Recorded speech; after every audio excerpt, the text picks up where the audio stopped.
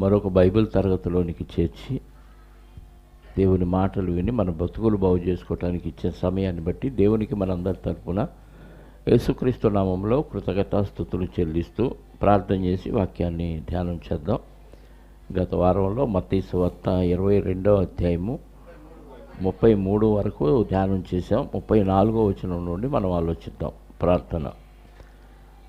సకల ఆశీర్వచన స్తోత్రములకు కారణభూతుడవైన మా పరలోకపు తండ్రి, సర్వకృపానిధివగు మా గొప్ప దేవ, ఆకాశము కంటే ఉన్నతంగా మీరుండి ప్రవేశింపరాని తేజస్సులో నివసిస్తూ అమరత్వం కలిగిన మా తండ్రి, మీకు స్తోత్రాలు. మీ అనాది సంకల్పం ఈరోజు మా భూమి మీద మాకు బ్రతుకు. మీ సంకల్పం లేకపోతే మాకు బ్రతుకే లేదు నాయన. ఈ బ్రతుకులో ఇప్పటి వరకు మేము మీకు అవిధేయులు అయినప్పటికీ మీరు మా పట్ల చూపుతున్న కనికరాన్ని బట్టి మీకు కృతజ్ఞతలు చెల్లిస్తూ, మీ కుమారుడైన క్రీస్తు ద్వారా రక్షించడం మాత్రమే కాక ఆ రక్షణను మేము సరిగ్గా కొనసాగించలేకపోతున్నప్పటికీ కూడా మమ్మల్ని ఓర్చుకుంటూ సహిస్తూ మా పట్ల మీరు చూపిస్తున్న దీర్ఘశాంతమును బట్టి మీకు స్తోత్రాలు. ఇదిగోనైనా మరొక బైబిల్ తరగతిలోనికి చేర్చారు. లేఖనాలను పరిశోధనాత్మకంగా ఆలోచించటం వలన శ్రేష్టమైన సంగతులు మేము గ్రహించి వాటి ప్రకారంగా జీవించి మీరున్న మహాలోకమైన పరలోకానికి చేరగలిగే ధన్యతను మాకు అనుగ్రహించమని కోరుకుంటూ, దీనికి కాను బోధిస్తున్న నన్ను మరుగుపరచండి, మీ ఆత్మ సహాయముతో నింపి మీ ఆత్మ సహాయముతో బోధించమని కోరుకుంటూ, మా రక్షకుడు మా పాప విమోచకుడు నైన క్రీస్తు యేసు యొక్క జ్ఞానము కలిగిన నామములో ప్రార్థించి అడిగి వేడుకొనుచున్నాను పరలోకపు తండ్రి, ఆమేన్. చేరువచ్చిన మీ అందరికీ ప్రభువైన క్రీస్తు నామములో శుభాలు, వందనాలు. 33వ వచనం వరకు 22వ అధ్యాయము మత్తయి సువార్త. మనం గత వారం ఆలోచించింది, పునరుత్థానం లేదని చెప్పి సద్దుకయ్యులు వచ్చి యేసుక్రీస్తు వారిని ఇరుకొని పెట్టాలని వివాహం గురించి, విడాకుల గురించిన సందర్భాలు అడుగుతారు. అది అయిపోయిన తర్వాత ఇంకా వాళ్ళు సమాధానం చెప్పలేక, యేసుక్రీస్తు వారు చెప్పిన సమాధానానికి వాళ్ళు బెత్తరపోయి వాళ్ళు ఇంకేం మాట్లాడలేక నోరు మూసుకొని వెళ్ళిపోయారు. నెక్స్ట్ బ్యాచ్ పరిసయ్యులు. సద్దుకయ్యులు నోరు మూయించాడు యేసుక్రీస్తు వారని వీళ్ళు సంబరపడ్డాడు. మనం కూడా ఎవరైనా మనతో మాట్లాడుతున్నప్పుడు, మనతో వాదిస్తున్నప్పుడు వాళ్ళు నోరు మూయించే డైలాగ్ మనం అన్నాం అనుకోండి, పక్కనోడికి ఎలా ఉంటుంది? తెక్క కుదిరింది వాడికి బాగా. ఇంకా నోరు ఎత్తలేకపోయాడు, చూసావా, సమాధానం లేదు చూసావా అని సంబరపడతా ఉంటాం.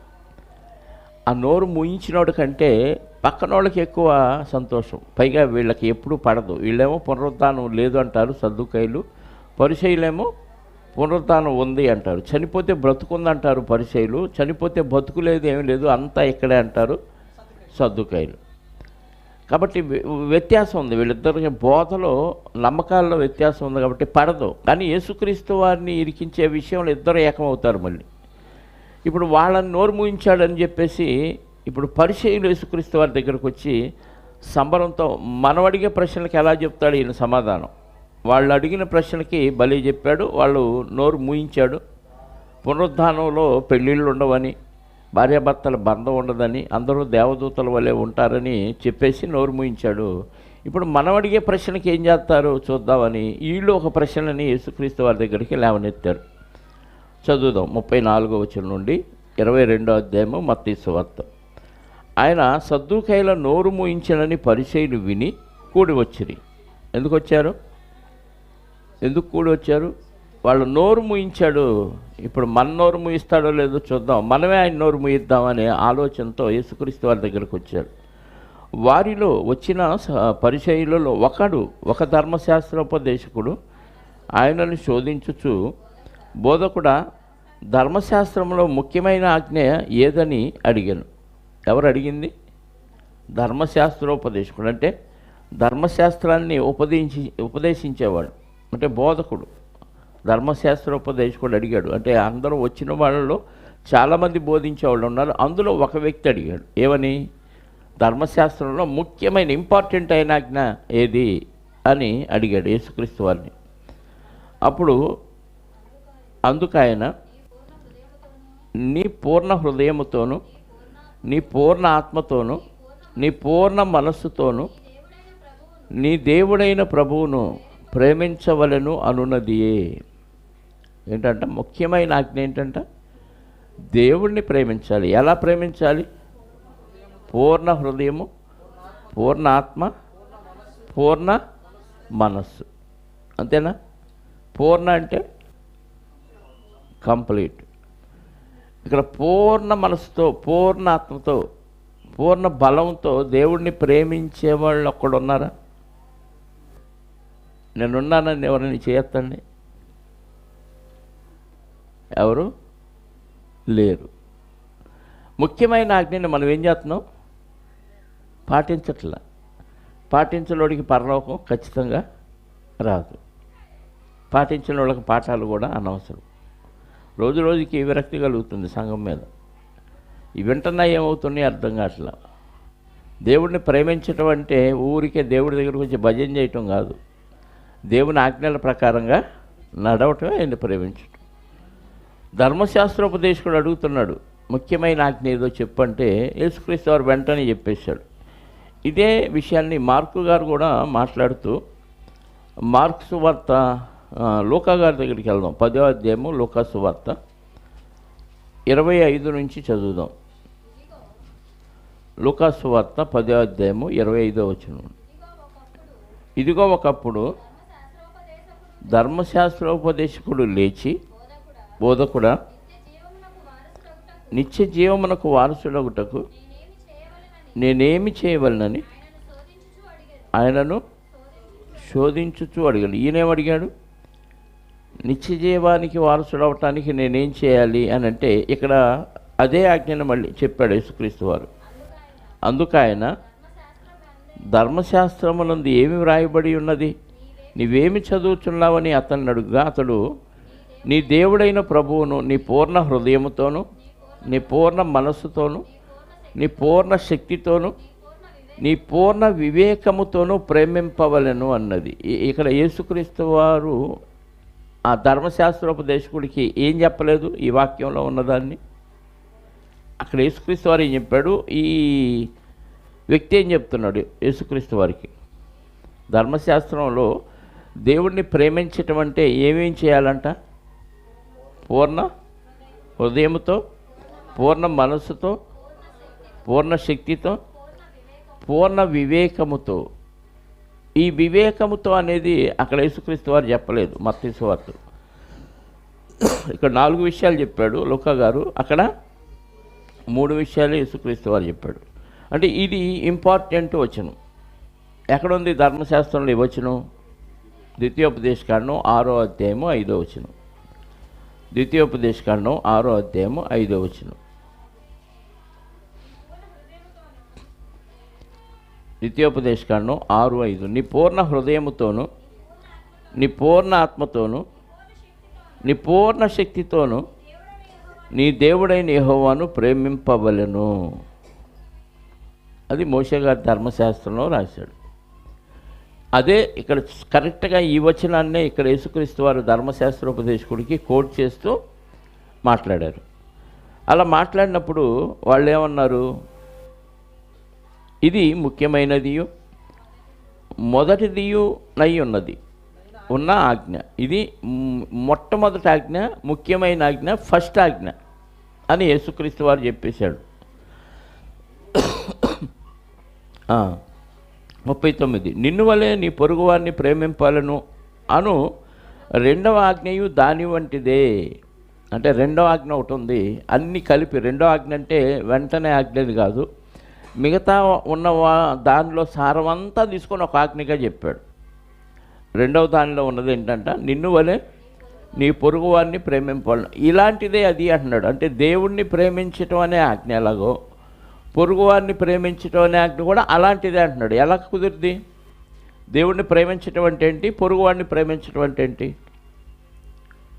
చెప్పండి. దేవుడిని ప్రేమించటం అంటే దేవుడికి భజన చేయటం, దేవుడికి పూలు ఇవ్వటం, దేవుడికి కాయలు ఇవ్వటం, దేవుడికి ఇంకేం చేయాలి?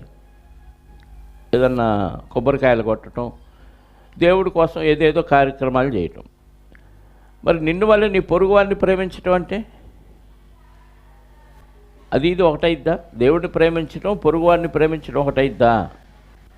వాస్తవంగా అవ్వదు కదా. కానీ అవుతుంది అని అలాంటిదే ఇది కూడా అని చెప్తున్నాడు. దేవుని ప్రేమించటం అంటే ఏమి లేదు. యోహాను గారు రాసిన పత్రికలో 5వ అధ్యాయము 3వ వచనం, మొదటి పత్రిక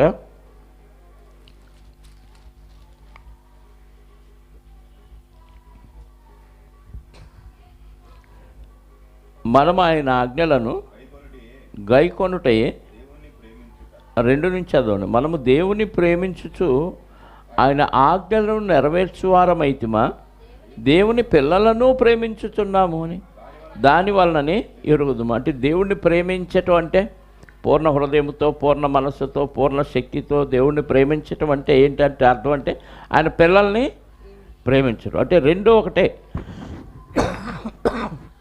రెండు ఒకటే.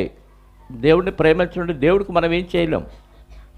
దేవుడు చెప్పిన మాటలు వింటమే దేవుడిని ప్రేమించడం. మీరు నన్ను ప్రేమించారు అంటే అర్థం ఏంటి? నేను చెప్పినట్టు వింటే ప్రేమించినట్టు. ఆ పేరుకేమో ప్రేమిస్తున్నాం అని చెప్పేసి వినలేదనుకోండి, అప్పుడు ఏమించినట్టు? ప్రేమించినట్టు కాదు, ద్వేషించినట్టు కదా. మన పిల్లలు మన మాట వింటున్నారంటే మన చెప్పు చేతల్లో ఉన్నారు, మనల్ని ప్రేమించారు కాబట్టి వింటున్నారు. వింటలేదంటే మనల్ని వాళ్ళు లెక్క చేయట్లేదు, అంటే ద్వేషించారని. ఇప్పుడు దేవుణ్ణి ప్రేమించడం అంటే అర్థం ఏంటంటే దేవుని పిల్లలను ప్రేమించటమే. అదే చెప్పాడు 2-3 వచనాల్లో. మనం దేవుని ప్రేమించుచు ఆయన ఆజ్ఞలను నెరవేర్చువారమైతిమా దేవుని పిల్లలను ప్రేమించుచున్నామని దాని వలననే ఎరుగుదుము. మనం ఆయన ఆజ్ఞలను గైకొనుటయే దేవుని ప్రేమించుట. ఆయన ఆజ్ఞలు భారమైనవి కావు. చాలండి. ఆయన ఆజ్ఞలు భారమైనవి కావు. 21 కూడా 4వ అధ్యాయము 21 చదువుదాం.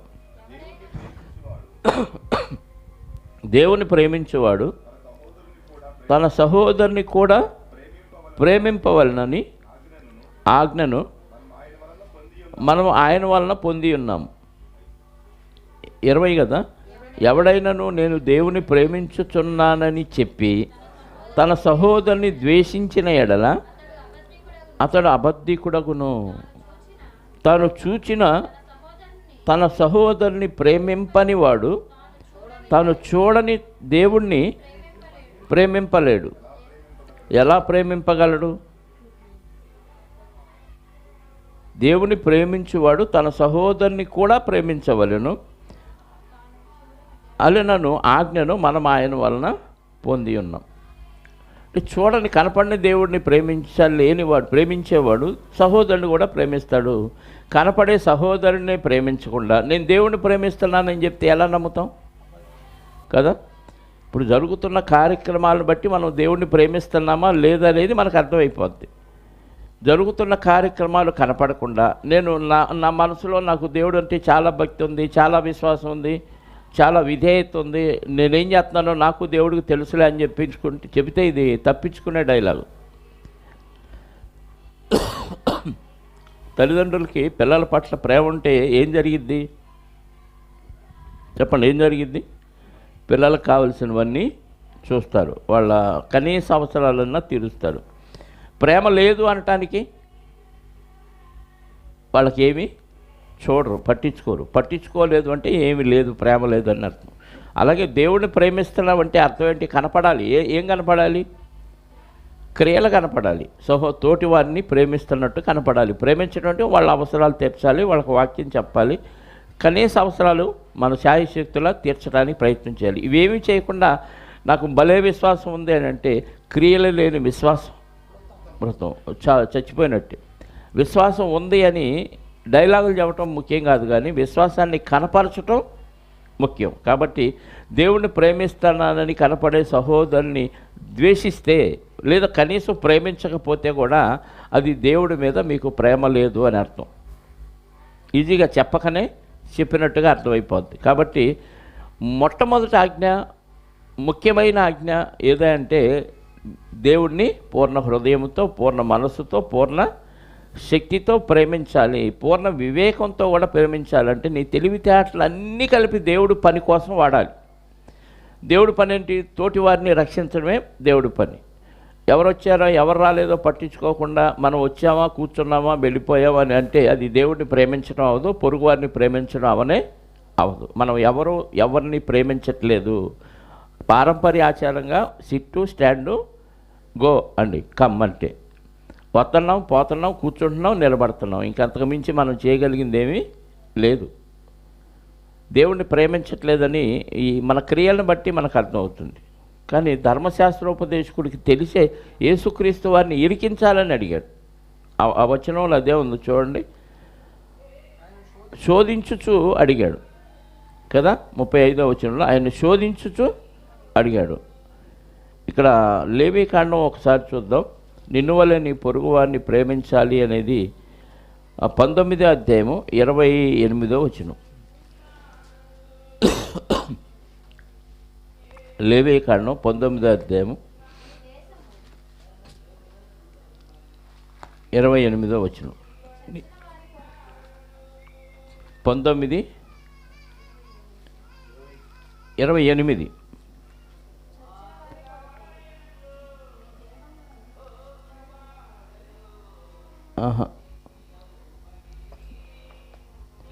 లేవీకాండం 19:33 చూడండి.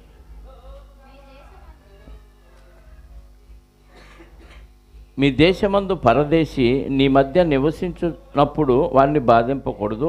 నీ మధ్యను నివసించు పరదేశిని మీలో పుట్టిన వాని వలె ఎంచవలను, నిన్ను వలె వానిని ప్రేమింపవలను. ఐగుప్తు దేశమందు మీరు పరదేశులై ఉంటిరి, నేను మీ దేవుడినైనా యెహోవాను. ఒకప్పుడు మీరు ఐగుప్తుల పరదేశులుగా ఉన్నారు, అప్పుడు నేను ప్రేమించాను, వాళ్ళు మిమ్మల్ని ప్రేమించబట్టే బతికారు. ఇప్పుడు పరదేశి ఎవరైనా వస్తే, గెస్ట్ ఎవరైనా మీ దగ్గరకు వస్తే అతన్ని ఎలా ప్రేమించాలి? మీ దేశంలో మీతో పాటు పుట్టిన వాళ్ళలాగా నువ్వు ఎంచాలి. అంటే నిన్ను వలె నీ పొరుగు వారిని ప్రేమించాలి. అందుకే మంచి సమరయుడు గురించి మన కొత్త నిబంధనలో ఉంది. మంచి సమరయుడికి ఆయన కాపాడిన సమరయుడు, మంచి సమరయుడిని కాపాడినవాడు ఏమీ కాడు, బంధం లేదు. మంచి సమరయుడికి దగ్గరగా ఉన్నది ఎవరంటే యాజకుడు, లేవీయుడైన యాజకుడు, తర్వాత లేవీయుడు, ఆ తర్వాత అన్యుడు. సుంకరి వచ్చి ఏం చేశాడు? కాపాడాడు. అంటే పొరుగువారు ఎవరు వాళ్ళల్లో అంటే కాపాడిన వ్యక్తి కంటే ఏ బంధం లేకపోయినా, రక్త సంబంధం లేకపోయినా, ఆయన సంబంధించిన వాడు కాకపోయినా కాపాడిన వాడే పొరుగువాడు.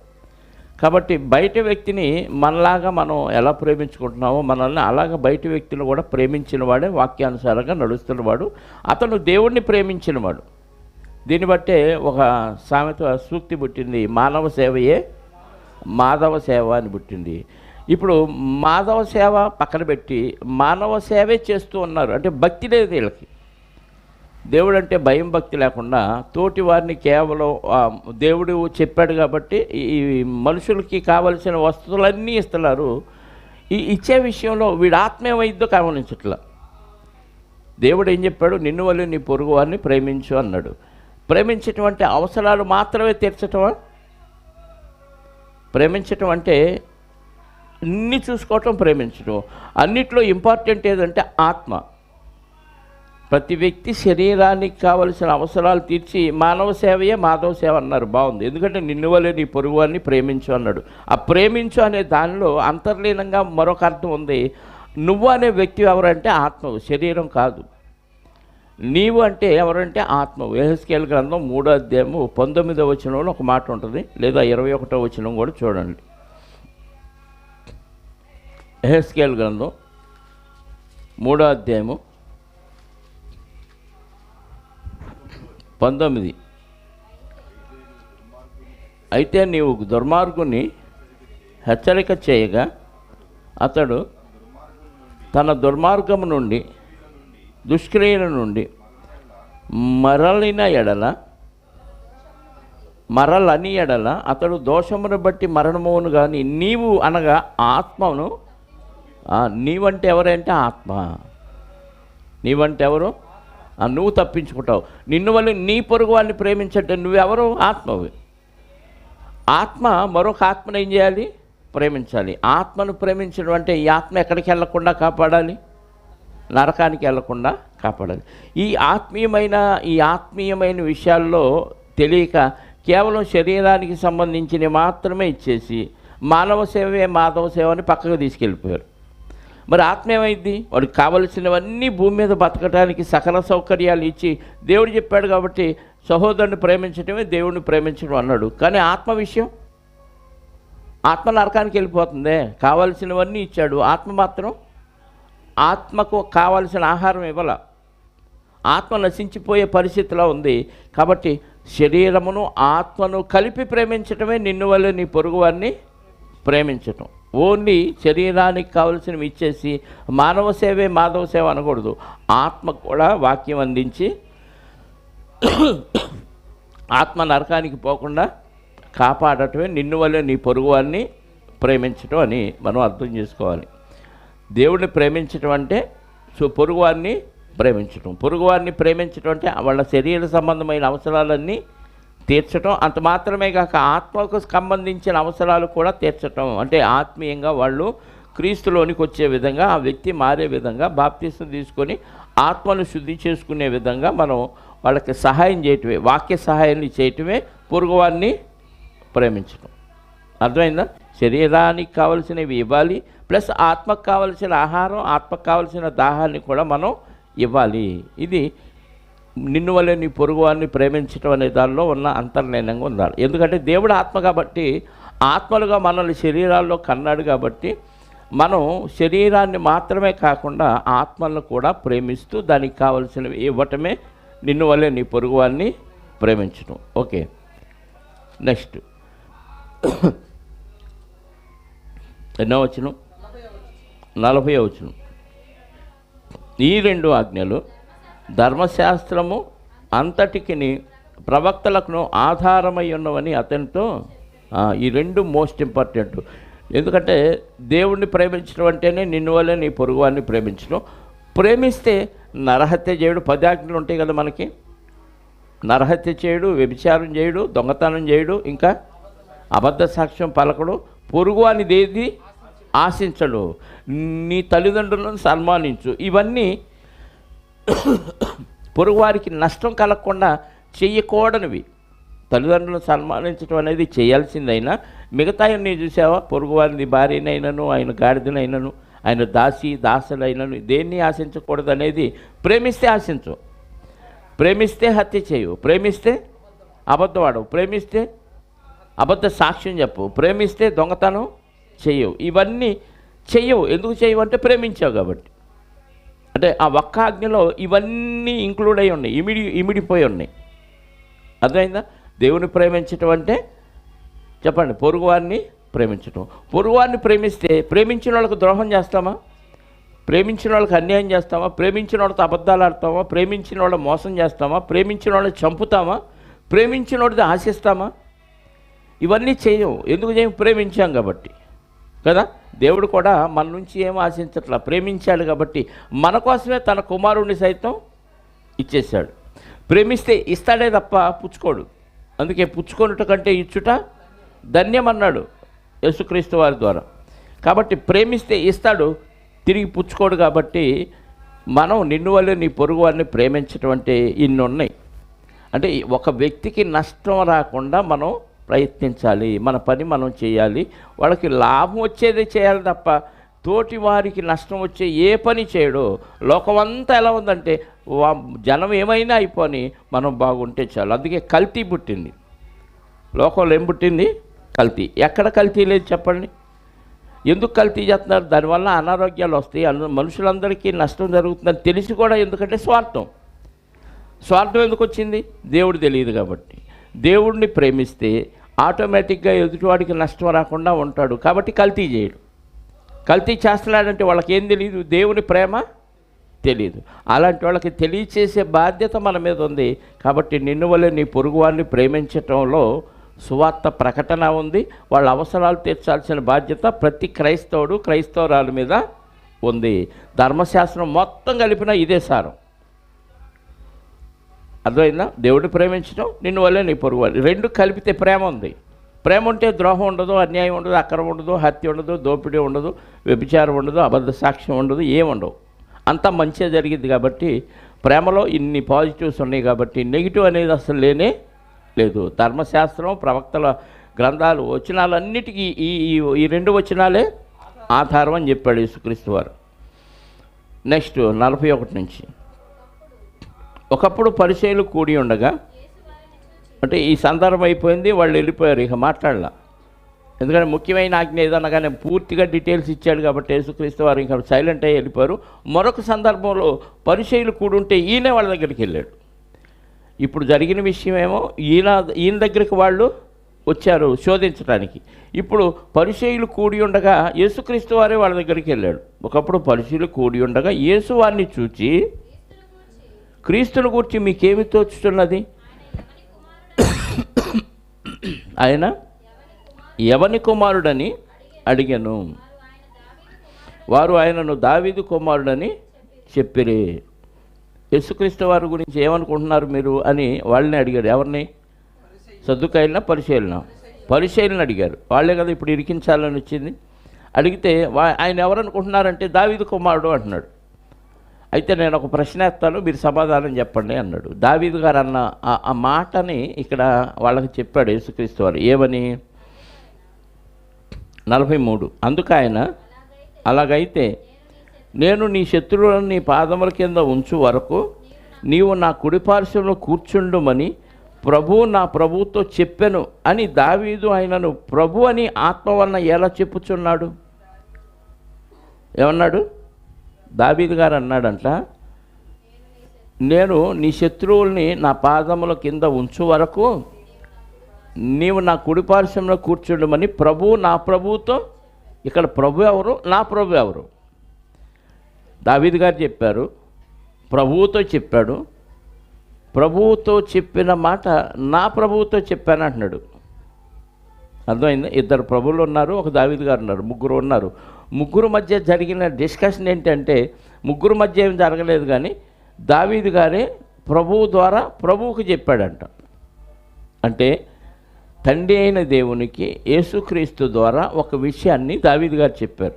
ఏంటి ఆ విషయం అనంటే, నీ శత్రువులందరినీ నీ పాదముల కింద నీవు పాదపీఠముగా ఉంచు వరకు నీవు నా కుడిపార్శ్వంలో ఉండుమని ప్రభువు నా ప్రభువుతో చెప్పాను. అంటే తండ్రి అయిన దేవుడు యేసుక్రీస్తు వారితో చెప్పిన మాటని దావీదు గారు చెప్తున్నాడు. అర్థమైందా? తండ్రి అయిన దేవుడు ఏమన్నాడంటే, నీ శత్రువులందరినీ నీ పాదాల దగ్గర ఉంచే వరకు నువ్వు వచ్చి నా కుడిపార్శ్వంలో కూర్చాయా అని తండ్రి అయిన ప్రభు నా ప్రభు అయిన యేసుక్రీస్తు వారితో చెప్పాడని చెప్తున్నాడు దావీదు గారు. వచ్చిందా క్లారిటీ? ఇప్పుడు దావీదు గారు యేసుక్రీస్తు వారిని తండ్రిని ఏమంటున్నాడు? ప్రభు అంటున్నాడు. ఇద్దరిని ప్రభు అంటున్నాడు.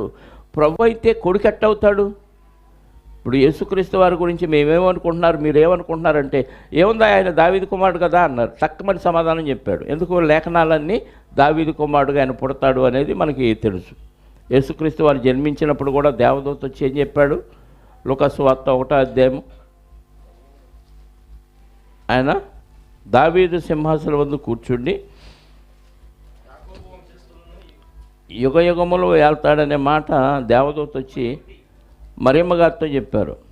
1వ అధ్యాయము లూకాసు వార్త 31, ఇదిగో నీవు గర్భము ధరించి కుమారుని కని ఆయనకు యేసు అని పేరు పెట్టుదు. ఆయన గొప్పవాడై సర్వోన్నతుని కుమారుడు అనబడును. ప్రభు అయిన దేవుడు ఆయన తండ్రి అయిన దావీదు సింహాసనమును ఆయనకిచ్చుడు. ఆయన తండ్రి అయిన దావీదు ఎవరి తండ్రి? యేసుక్రీస్తు వారి తండ్రి అయిన దావీదు సింహాసనాన్ని ఆయనకి ఇస్తాడు. అంటే యేసుక్రీస్తు వారికి తండ్రి ఎవరు? ఇక్కడ దావీదు గారు. ఇలాంటి వచనాలన్నీ వాళ్ళకి పాత నిబంధనల నుంచి తెలుసు కాబట్టి వాటిని పట్టుకొని యేసుని గురించి మీకేం తోస్తుంది అని అంటే వెంటనే వాళ్ళు దావీదు కుమారుడు అన్నాడు. దావీదు కుమారుడు అన్నాడు, బాగానే ఉంది. మరి ప్రవక్త ఏంది ఎలా చెప్పాడు? దావీదు గారు ఏంటి ఎలా చెప్పాడు అని దావీదు గారు అన్న మాట అని చెప్తున్నాడు. ఎక్కడన్నాడు దావీదు గారు ఆ మాట? కీర్తన గ్రంథం 110వ అధ్యాయము 1వ వచనం. కీర్తన గ్రంథం 110వ అధ్యాయము 1వ వచనం. అదిగో చూసారా, ప్రభువు నా ప్రభువుతో దావీదు గారు అంటున్నాడు, ఆ ప్రభువు తండ్రి అయిన ప్రభువు నా ప్రభు అయిన యేసుక్రీస్తు వారితో సెలవిచ్చిన వాక్కు. మీకు అర్థమైందా?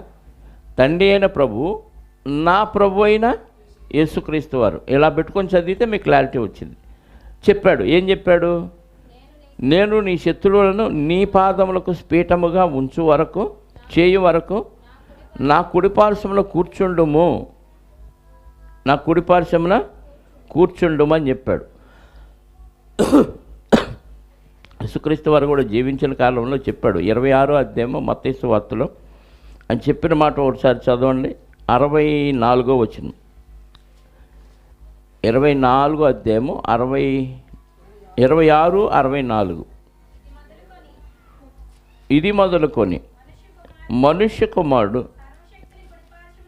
సర్వశక్తుని కుడిపార్శ్వమున కూర్చుండుటయు ఆకాశ మేఘారూఢుడై వచ్చుటయు వీరు చూతులని చెప్పగా, వాళ్ళకి చెప్పేశాడు ముందే. ఇది మొదలుకొని మనుష్య కుమారుడు మేఘారూఢుడై తండ్రి కుడిపార్శ్వమున కూర్చుండుటయు, సర్వశక్తిని కుడిపార్శ్వమున కూర్చుండుటయు ఆకాశ మేఘారూఢుడై వచ్చుటయు వీరు చూతులని చెప్పగా, ఇక్కడ యేసుక్రీస్తు వారు కూడా ముందే చెప్పాడు. ఎఫెసీ పత్రిక 1వ అధ్యాయం 20, 21 వచనం. ఎఫెసీలకు రాసిన పత్రిక 1వ అధ్యాయము 20, 21 వచనం. ఆయన ఆ బలాతిశయము చేత, దేవుడు తన బలాతిశయం చేత క్రీస్తును మృతుల్లో నుండి లేపి సమస్తమైన ఆధిపత్యము కంటెను, అధికారము కంటెను, శక్తి కంటెను, ప్రభుత్వము కంటెను ఈ యుగమునందు మాత్రమే కాక రాబోవు యుగమందును పేరు పొందిన ప్రతి నామము కంటెను ఎంతో హెచ్చుగా పరలోకమునందు ఆయనను తన కుడిపార్శ్వమున కూర్చుండబెట్టుకొని ఉన్నాడు. ఎఫెసీ పత్రిక 1, 20, 21. ఎక్కడ కూర్చోబెట్టాడంట? అందరికంటే హెచ్చించి పరలోకమందు తన కుడిపార్శ్వమున కూర్చోండి. కుడిపార్శ్వం అనగానే రైట్ హ్యాండ్ అంటాం కదా. ఎవరైనా రౌడీల గురించి కానీ రాజకీయ నాయకుల గురించి కానీ మాట్లాడుకున్నప్పుడు పలానా ఆయన ఎవరంటే ఆయన రైట్ హ్యాండ్ అండి అంటాడు. రైట్ హ్యాండ్ అంటే కుడి చెయ్యి. కుడి చెయ్యి బలంగా పనిచేస్తుంది సహజంగా అందరికి కదా. కుడి చేత్తో చేసిన పనులు ఎడం చేత్తో చేయలేదు. నేను ఎడం చేత్తో చేసినట్టు కుడి చేత్తో చేయలేను, నాకు అది అలవాటు. సహజంగా అందరికీ ఏముంటుంది? కుడి చెయ్యి ఉంటుంది. రైట్ హ్యాండ్ పోయిందనుకోండి, ఆయన రైట్ హ్యాండ్ పోయిందని అంటే బలహీనుడైపోయాడు, అన్నీ చేయలేడని అర్థం. ఇప్పుడు యేసుక్రీస్తు వారు ఎక్కడ ఉన్నాడంట? తండ్రి కుడి పార్శ్వమున ఉన్నాడు. ఇంకా వచనం చూడండి, కొలసీలకు రాసిన పత్రిక 3వ అధ్యాయము 1వ వచనం. కొలసీ పత్రిక 3వ అధ్యాయము 1వ వచనం. మీరు క్రీస్తుతో కూడా లేపబడిన వారైతే పైనున్న వాటినే వెతకడు. పైనున్న వాటిని అంటే ఆకాశం మీద ఉన్న వాటిని, నక్షత్రాలు, సూర్యచంద్రులు కాదు, లేకపోతే చెట్టు మీద ఉన్న కాయలు కాదు. ఎక్కడ వెతకాలి? అక్కడ ఎవరున్నారంట? క్రీస్తు. పైనున్న వాటిని వెతకుడి. క్రీస్తు అక్కడ దేవుని కుడిపార్శ్వమందు కూర్చుండి ఉన్నాడు. ఎందుకు పైనున్న వాటిని వెతకండి అంటే అక్కడ కూర్చున్నాడు. మీరు కూడా అక్కడికి చేరాలి. కాబట్టి మీ చూపు అంత ఎటు ఉండాలి? భూ సంబంధమైన వాటి మీదే చూపు ఉందనుకోండి, ఈ చూపు పాతాళానికి దించేసిద్ది, కిందకి వెళ్ళిపోతాం. అదే మన చూపు పైకి ఉందనుకోండి, పరలోకం వైపు ఉందనుకోండి, అక్కడ ఎవరున్నారు? తండ్రి ఉన్నాడు. తండ్రి కుడిపార్శ్వమున యేసుక్రీస్తు వారు. అందుకే స్టెఫెన్ గారు చనిపోయేటప్పుడు పైకెత్తి చూశాడు. అక్కడ ఏం కనపడింది ఆయనకి? ఆకాశము తెరవబడుటయు మనుష్య కుమారుడు దేవుని కుడిపార్శ్వమందు నిలిచియుండుట చూచాను అని చెప్తున్నాడు స్టెఫెన్ గారు. అపోస్తల కార్యాలలో మనకి ఆ విషయం ఉంటుంది. అంటే దేవుని కుడిపార్శ్వమున యేసుక్రీస్తు వారు ఉన్నారు అనేది మనకి ఇక్కడ బాగా అర్థం అవుతున్న విషయం. ఇంకా చూడండి, హెబ్రీ పత్రిక 1వ అధ్యాయము 3వ వచనం, 4వ వచనం. హెబ్రీ పత్రిక 1వ అధ్యాయము 3, 4 వచనం. ఆయన దేవుని మహిమ యొక్క తేజస్సులో ఆయన తత్వము యొక్క మూర్తిమంతమునయ్యుండి తన మహత్తు గల మాట చేత సమస్తమును నిర్వహించుచు పాపముల విషయములో శుద్ధీకరణం, మనుషులందరి పాపాల కొరకు శుద్ధీకరణము తానే చేసి దేవదూతల కంటే ఎంత శ్రేష్టమైన నామమును పొందెనో వారికంటే అంత శ్రేష్ఠుడై ఉన్నత లోకమందు మహామహుడగు దేవుని కుడిపార్శ్వమున కూర్చుండి ఉండెను. ఎన్ని వచనాలు ఉన్నాయండి? యేసుక్రీస్తు వారు అన్నిటినీ జయించి అందరికీ పాప విమోచన చేసి ఎక్కడున్నాడు? దేవుని మహోన్నతుడగు దేవుని కుడిపార్శ్వమున కూర్చుండి ఉన్నాడు. 8వ అధ్యాయం, ఇదే హెబ్రీ పత్రిక 8వ అధ్యాయము 2వ వచనం చూడండి ప్రియులారా.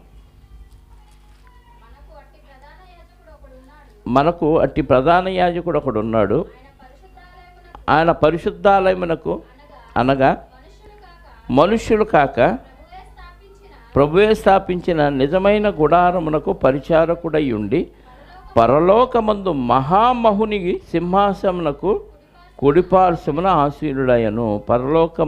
మందు మహామహుని సింహాసనమునకు కుడిపార్శ్వమున ఆసీనుడయను. అంటే ఇన్ని వచనాలు ఉన్నాయి. యేసుక్రీస్తు వారు ఎక్కడున్నాడు? మహోన్నతుని మహత్తు కలిగిన దేవుని కుడిపార్శ్వమున ఆయన ఆసీనుడై ఉన్నాడు.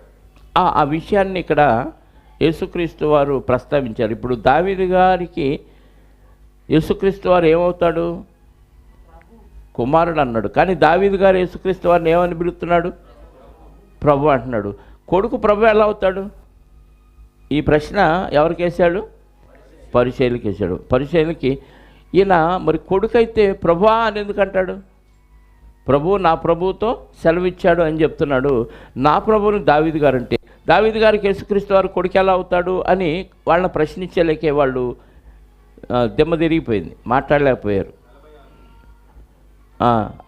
45 దావీదు ఆయనను ప్రభు అని చెప్పిన ఎడల ఆయన ఎలాగో అతని కుమారుడగునని వారిని అడుగగా ఎవడును మారు మాట చెప్పలేకపోయాను. మరియు ఆ దినము నుండి ఎవడును ఆయనను ఒక్క ప్రశ్నయు అడుగా తెగింపలేదు. అబ్బో ఈయన ఏది అడిగినా మనల్ని తిరకాసులో పెడుతున్నారా, ఈయన జోలికి వెళ్ళటం అనవసరం అని సైలెంట్ అయిపోయారు. అక్కడేమో సద్దుకాయల నోరు మూయించాడు అంతకుముందు, ఇప్పుడేమో పరిచయుల నోరు మూయించాడు. వాక్యం చెప్పి మూయించాడా? వాక్యం లేకుండా మూయించాడు. వాక్యం చెప్పే మోహించాడు. ఎవరితో వాదించలేదు, గొడవపడలేదు, తర్కించలేదు. ఉన్న వాక్యాన్ని చెప్పాడు. మరి దీని సంగతి ఏంటో చెప్పండి అన్నాడు. ఇప్పుడు అలా చెప్పామనుకోండి ఏమంటారు? దానికి రకరకాల ప్రవచనాలు రకరకాల భాషల్లోకి వెళ్ళిపోయి ఈ భాషలో దీని అర్థం ఎలా ఉంది, ఆ భాషలో దాని అర్థం ఎలా ఉందని మొత్తానికి గలిబిలు చేసి గందరగోళం చేసి వాక్యాన్ని నిర్వీర్యం చేసి పడేస్తున్నారు. సూటిగా ఉన్న వాక్యాన్ని వాక్యంతో పోల్చే పరిస్థితులు లేవు. ఇప్పుడు వేరే భాషల్లోకి వెళ్ళిపోయి కన్ఫ్యూజ్ చేసి దీనికి ఇది అర్థం ఉంది, ఇంతకాలం మనం ఇది అనుకున్నాం, ఇది రాంగ్ అని మొత్తం స్టేట్మెంట్ అంతా మార్చేస్తున్నారు. చాలా తప్పుడు బోధనలు వచ్చినాయి సమాజంలోకి. అవన్నీ మనం ఆలోచించాల్సిన అవసరం ఉంది. ఓకే, 23వ అధ్యాయము సమయం ఉందా? ఓకే. అప్పుడు యేసు జనసమూహములతోనూ తన శిష్యులతోనూ ఇట్లా నేను అందరితో మాట్లాడాడు. ఓన్లీ శిష్యులతో కాదు, జనసమూహాలతోనూ ప్లస్ శిష్యులతో కూడా మాట్లాడాడు. ఏమని? శాస్త్రులను పరిసయ్యులను మోషే పీఠమందు కూర్చుండువారు గనుక వారు మీతో చెప్పు వాటినన్నిటినీ అనుసరించి గైకొనుడి, అయినను వారి క్రియల చొప్పున చేయకుడి. వారు చెప్పుదురే కానీ చేయరు. ఎవరి గురించి మాట్లాడాడు? శాస్త్రులు పరిచయులు. అంటే శాస్త్రులు పరిచయులు ఏం చేస్తారంటే వాక్యాన్ని బోధిస్తారు. బోధకులు వీళ్ళు. దేన్ని బట్టి బోధిస్తారంటే ధర్మశాస్త్రాన్ని బోధిస్తారు. వాళ్ళు చెప్పేదేంటి? ధర్మశాస్త్రంలో ఉన్నవే చెప్తారు, సొంతవి చెప్పరు. చాలామంది ఏం చేస్తారు? మీరు బైబిల్ తీయొద్దు, నేను చెప్పేవి వినండి అని ఆయన చెప్పేయే వినమంటారు తప్ప వాక్యం తీసి చదవనీరు. ఇంటికి వెళ్ళినా చదువుకొని పలానా అధ్యాయం ఉంటాడు. అక్కడ చదివినప్పుడు ఈయన చెప్పింది ఆడ ఉండదు, ఇక్కడ చదవలేడు. ఎందుకు?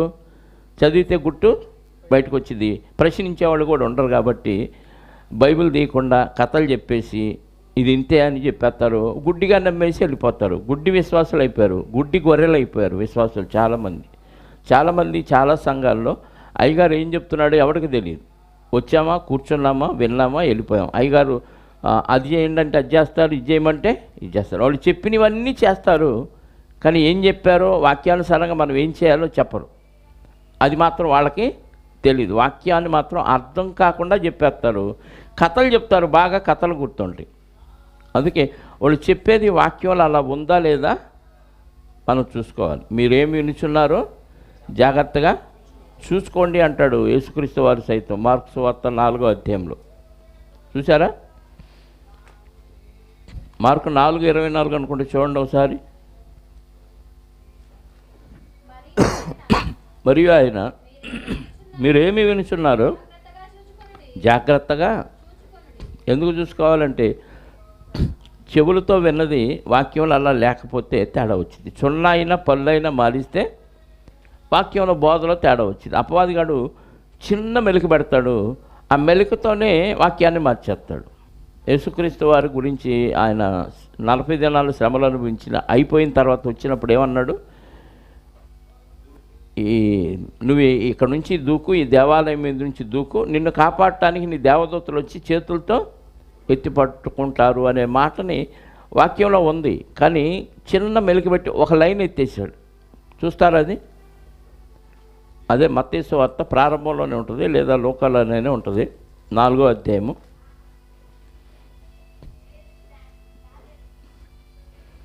మత్తయి సువార్త 4వ అధ్యాయము 6వ వచనం. నీవు దేవుని కుమారుడు అయితే క్రిందికి దూకుము, ఆయన నిన్ను గూర్చి తన దూతలకు ఆజ్ఞాపించును. నీ పాదం ఎప్పుడైనా రాతికి తగులకుండా వారు నిన్ను చేతులతో ఎత్తుకొందురు అని వ్రాయబడి ఉన్నదని ఆయనతో చెప్పాను. ఏంటంట? నువ్వు దేవుని కుమారుడు అయితే ఇక్కడ నుంచి దూకు, నీ పాదం ఎప్పుడైనా రాతికి తగులకుండా ఆయన చేతులతో ఎత్తుకుంటాడు అన్నాడు. ఎక్కడుంది ఇది? కీర్తన గ్రంథం 91వ అధ్యాయము 11వ వచనం. కీర్తన 91:11. నీ మార్గములన్నిటిలో నిన్ను కాపాడుటకు ఆయన నిన్ను గూర్చి తన దూతలకు ఆజ్ఞాపించును. నీ పాదములకు రాయి తగులకుండా వారు తమ చేతుల మీద నిన్ను తమ చేతుల మీద. తేడా ఉందా ఆ వచనానికి ఈ వచనానికి? రెండో ఒకటేనా? ఇక్కడ మత్తయి సువార్త 3వ అధ్యాయము 4వ అధ్యాయంలో 3వ అధ్యాయమేగా 4వ అధ్యాయము 6వ వచనానికి ఇప్పుడు 91వ కీర్తన వచనానికి తేడా ఏమన్నా ఉందా చెప్పండి.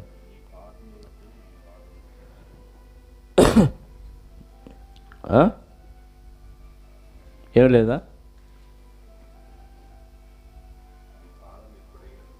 ఆయన నిన్ను గూర్చి తన దూతలకు ఆజ్ఞాపించుము, నీ పాదం ఎప్పుడైనానో రాతికి తగులకుండా వారు నిన్ను చేతులతో ఎత్తుకొందురు అన్నాడు. ఇక్కడ 3 లైన్లు ఉన్నాయి, అక్కడ ఒక లైన్ ఉంటుంది ఎక్స్ట్రా. చూడండి 91వ కీర్తనలో అది ఇక్కడ కూడా ఉందిగా. నీ మార్గములన్నిటిలో నిన్ను కాపాడుటకు ఇక్కడ ఉంది అది. నీ మార్గములంటే యేసుక్రీస్తు వారి మార్గాలన్నీ దేవుడు చెప్పిన మార్గాలే. ఇప్పుడు సాతానుగాడు వచ్చి ఏ మార్గం చూపించాడు? ఇక్కడి నుంచి దూకు అన్నాడు. ఈ మార్గం దేవుడు చెప్పింది కాదు. అంటే దేవుడి పనిలో నువ్వు ఉన్నంతకాలం నువ్వు ఒకవేళ పడినా నీకే ప్రమాదం జరగదు, ఎందుకంటే దేవదూతల కాపుదల నీకు ఉంటుంది కాబట్టి. నువ్వు సొంత పనుల మీద లేకపోతే సాతానుగాడు చెప్పిన పనుల మీద వెళ్తున్నప్పుడు ప్రమాదం జరిగింది అనుకో, దేవుడు కాపాడు. యాక్సిడెంట్లు అయ్యి ప్రమాదాలు జరిగి చచ్చిపోయాడంటే దేవుని కాపుదల లేదు అని అర్థం. ఉంటే ఏం జరిగింది? దేవుడి పనిలో వెళ్తున్నప్పుడు, దేవుని చిత్తాన్ని నెరవేరుస్తున్నప్పుడు వెళితే దేవుని కాపుదల ఉంటుంది. నీ మార్గములన్నిటిలో నువ్వు ఎక్కడికి పడితే అక్కడికి చెడ్డ పనులు చేయడానికి వెళ్ళినప్పుడు కూడా దేవుడు కాపుదల ఉంటుంది అనుకుంటే పొరపాటు. అప్పుడు కాపాడు దేవుడు దయ వలన ఏదో అలా తప్పించుకుంటున్నామో. కానీ ఇంకా ఆయుష్కాలం ఉంది కాబట్టి బతుకుతున్నాయేమో, కానీ దేవుని కాపుదల ఉండదు. ఇక్కడ నీ మార్గములన్నిట్లోని వచనాన్ని ఎత్తేసి ఏం చేశాడు? దేవుడు ఇక్కడ నుంచి దూకు, నేను చెప్తే దూకితే దేవుడు నిన్ను కాపాడుతాడు, నీకు వచనం ఉంది కదా కాపాడుతాడని, ఆ వచనాన్ని బట్టి నిన్ను కాపాడుతాడని యేసుక్రీస్తు వారికి బోధ చేయబోయాడు. యేసుక్రీస్తు వారికి తెలుసు కాబట్టి ఏమన్నాడు? ప్రభువైన నీ దేవుడిని నువ్వు నన్ను అనవసరంగా శోధించొద్దు అని చెప్పేశాడు. ప్రభువైన నీ దేవుణ్ణి నీవు శోధింపవలదు అన్నాడు. యేసుక్రీస్తు వారు దేవుడే, దేవుడిని నువ్వు శోధించొద్దు అని చెప్పేశాడు. అంటే అపవాదిగాడు చిన్న మెలికి పెట్టి వాక్యాన్ని మనకు అర్థం కాకుండా కన్ఫ్యూజ్ చేస్తాడు. మనమేమనుకుంటాం అది వాక్యమే ఇది వాక్యం ఉంది కదా, కీర్తన గ్రంథంలో ఉంది కదా, అదే వాక్యం కదా వీడు అపవాది చెప్పాడు అనుకుంటాం. కానీ జాగ్రత్తగా గమనిస్తే తప్ప మనకు ఆ తేడా తెలియదు. కాబట్టి జాగ్రత్తగా చూసుకోవాలి, ఏం వింటున్నావో అక్కడ ఉందా లేదా, అలాగే చెప్పాడా, దాన్ని అర్థం ఏమన్నా మార్చాడా అనేది మనం జాగ్రత్తగా ఆలోచించాలి. అందుకే ఈ పరిచయులు వాక్యోపదేశకులు చెప్పేది మనం ఏం చేయాలంట, శాస్త్రులు పరిచయులను మోషే పీఠమందు కూర్చుండేవారు. మోషే పీఠం అంటే ఒక స్థానం, మోషే గారి ద్వారా దేవుడిచ్చిన అధికారం. ఏంటి అధికారం అంటే మోషే గారు ఇశ్రాయేలుకి బోధించాడు, ఇశ్రాయేలుని ఆజ్ఞాపించాడు, దేవుడు చెప్పినవన్నీ మోషే గారు చెప్పాడు. ఇప్పుడు మోషే పీఠం అంటే ఏంటంటే ఇశ్రాయేల్ అందరికీ దేవుడు చెప్పినవి తెలియజేయటమే మోషే పీఠం. యేసుక్రీస్తు వారి పీఠం అంటే యేసుక్రీస్తు వారు చెప్పిన శిష్యులు చెప్పారు, ఆ అధికారంతో యేసుక్రీస్తు వారు చెప్పినవన్నీ చెప్పటమే యేసుక్రీస్తు వారు మనకిచ్చిన అధికారం అనే సింహాసనం, పీఠం. అర్థమైందా? ఒక స్థానం. పీఠం అంటే ఒక కుర్చీ. కుర్చీ అంటే అది బల్ల కుర్చీయా, చెక్క కుర్చీయా, మహారాజా కుర్చీయా కాదు. అధికారాన్ని పీఠం అంటారు. ఇక్కడ మోషే పీఠం అంటే మోషే గారి ద్వారా దేవుడు బోధకులకు ఇచ్చిన అధికారం. ఇప్పుడు శాస్త్రులు పరిచయులకి ఏమిచ్చాడు? అధికారం ఇచ్చాడు.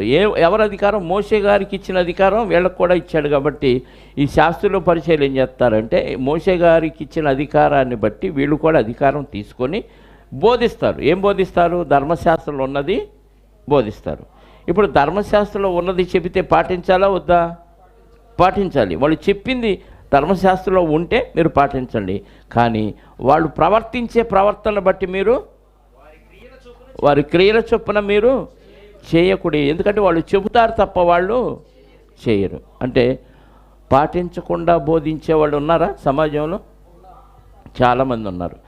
ఆయన పాటిస్తే మనకెందుకు, పాటించకపోతే మనకెందుకండి, మనం ఆయన వాక్యం విందాం అనుకునేవాళ్ళు కొంతమందే ఉంటారు. వాడు ఎట్లన్నా పోనీ, వాడు నరకానికి పోతాడు. కానీ చెప్పే ఈ వాక్యానుసారమైన మాటలు కాబట్టి వాక్యంలో తప్పుడు బోధ ఉంటే తీసుకోవద్దు, మంచి బోధ చేస్తున్నప్పుడు ఆయన నుంచి తీసుకుందాం, ఆయన క్రియలు మనకొద్దు అని అడ్జస్ట్ అయిపోయి బోధ వినేవాళ్ళు కొంతమంది ఉంటారు. కానీ ఇక్కడ యేసుక్రీస్తు వారు ఏం చెప్తున్నాడు?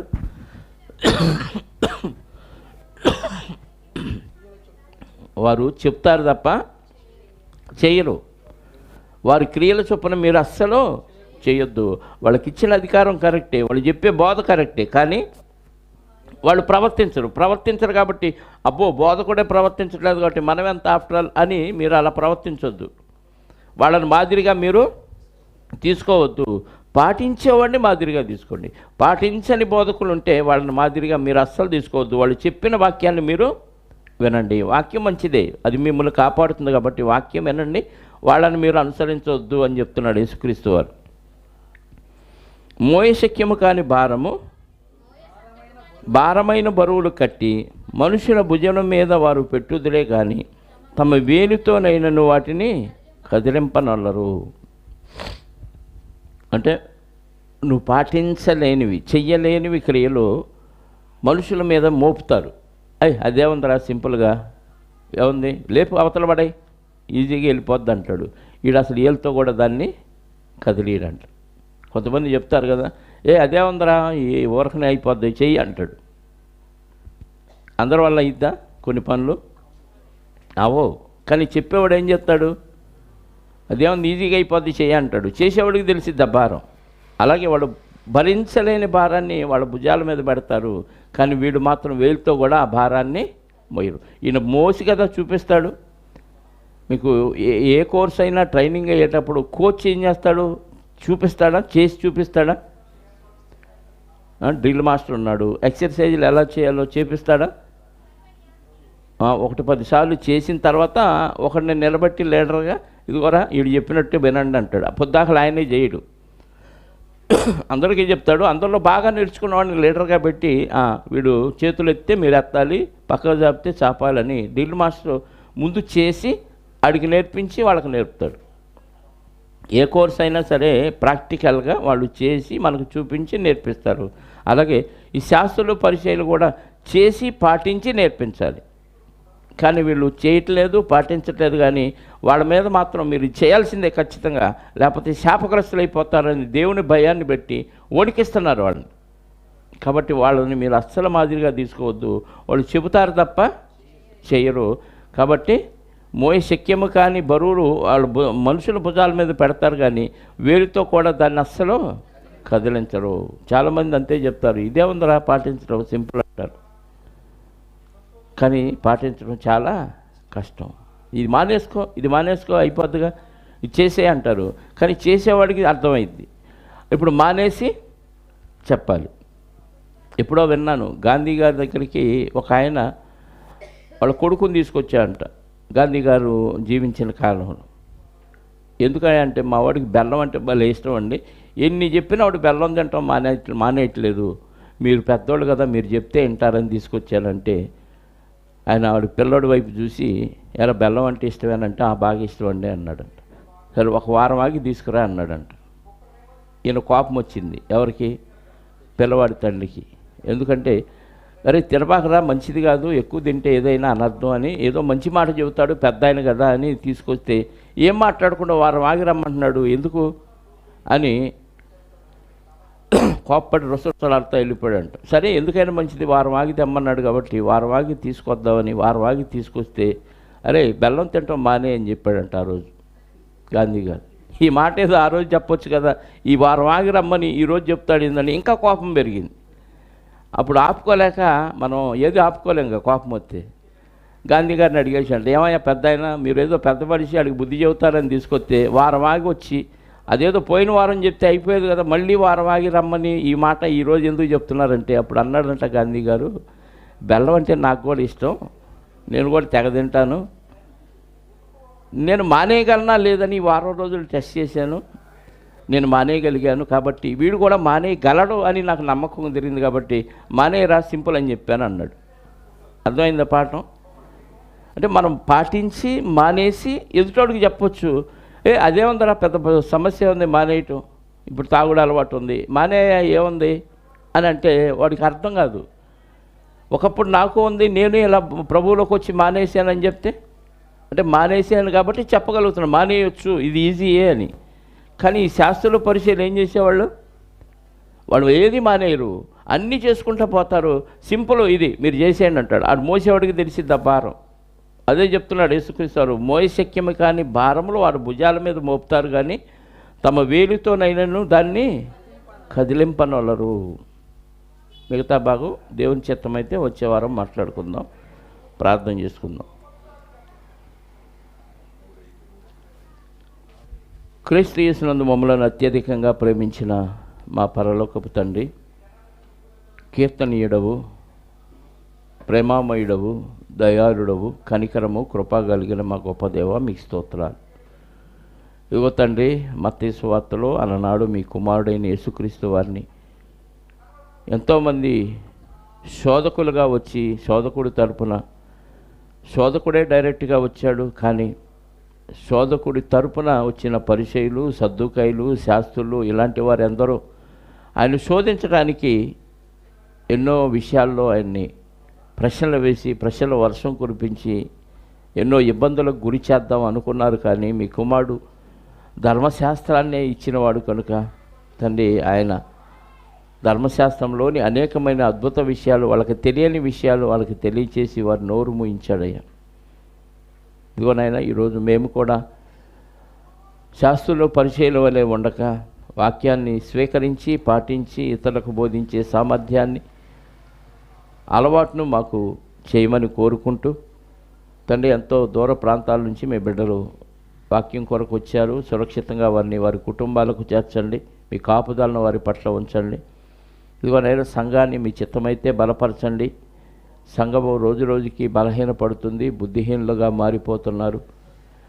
సొంత కార్యాలని చూసుకుంటూ మీ కార్యాలను చూడక, పొరుగువారిని ప్రేమించక ఇలాంటి పరిస్థితుల్లో ఉంటున్నారు. నైనా మీ చిత్తమైతే వారిని బలపరచండి తండ్రి. వచ్చిన వారికి ఎలాంటి అవసరాలు ఉన్నాయో మీ చిత్తమైతే ప్రతి అవసరత క్రీస్తులో తీర్చి మరింతగా వారు మిమ్మల్ని హత్తుకోవటానికి కృప చూపి సహాయాన్ని దయచేయమని కోరుకుంటూ, మా రక్షకుడు మా పాప విమోచకుడైన యేసుక్రీస్తు వారి యొక్క రక్షణ కలిగిన నామములో ప్రార్థించి అడిగి వేడుకొనిచున్నాను పరలోకపు తండ్రి, ఆమేన్. మనందరి కన్న తండ్రి అయిన దేవుని ప్రేమ, ఆయన ప్రియ కుమారుడైన యేసుక్రీస్తు వారి కృప, మనందరి ఆదరణకర్త అయిన పరిశుద్ధాత్ముని అన్యోన్య సహవాసము ఇప్పుడు ఎల్లప్పుడూ సకల పరిశుద్ధులకు సదాకాలము తోడయుండి నడిపించునుగాక, ఆమేన్.